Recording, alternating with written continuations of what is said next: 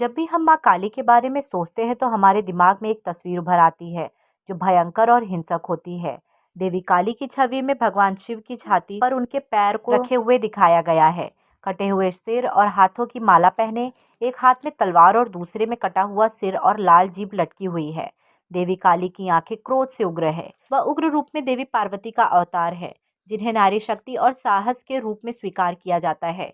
यानी उन्हें नारी शक्ति का प्रतिनिधित्व करने वाली देवी कहना गलत क्यों नहीं होगा। तो आइए जानते हैं कैसे हुई माता काली की उत्पत्ति, कैसे किया उन्होंने राक्षसों का संहार और बच्चों के प्रति उनके करुणा की कहानी को। लेकिन उससे पहले यदि आप चैनल पर नए हैं तो चैनल को सब्सक्राइब करना ना भूलें और बेल आइकन को प्रेस कर दें, जिससे लेटेस्ट वीडियो की जानकारी आप तक पहुंचती रहे। महाकाल की काली। काली का अर्थ है समय और काल।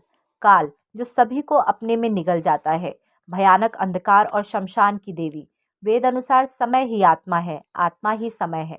माँ कालिका की उत्पत्ति धर्म की रक्षा और पापियों राक्षसों का विनाश करने के लिए हुआ है। माता काली का रूप आक्रामक और डरावना है, लेकिन भक्तों के लिए वह एक प्यार करने वाली और देखभाल करने वाली माँ है, जो अपने बच्चों की रक्षा के लिए हमेशा मौजूद रहती है।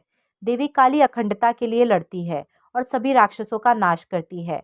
उन्होंने प्रचलित रूप से श्यामा, कालिका, काल नाशिनी, चामुंडा, भद्रकाली, श्यामा काली, तारा माँ और कई अन्य नामों से पुकारा जाता है।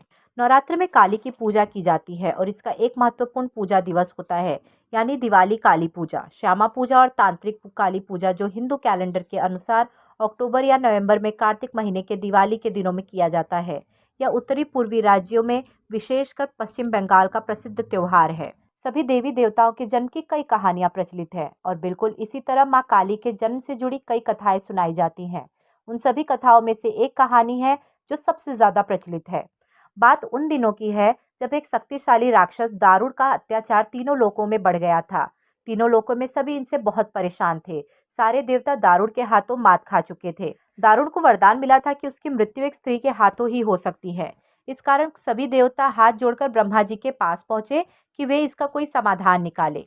इसके बाद ब्रह्मा जी ने एक स्त्री के रूप धारण किया और दारुण से युद्ध करने चले गए, लेकिन वो भी इस असुर को हरा नहीं पाए।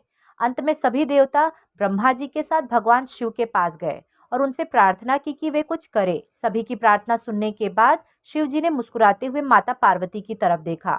उनका इशारा समझते हुए माता पार्वती ने अपने शक्ति का एक अंश निकाला। वह एक चमकता हुआ तेज था, जो देखते ही देखते भगवान शिव के नीलकंठ से होते हुए उनके शरीर में प्रवेश कर गया। इसके बाद भगवान शिव ने अपनी तीसरी आंख खोली और तीनों लोग थरथर कांपने लगी।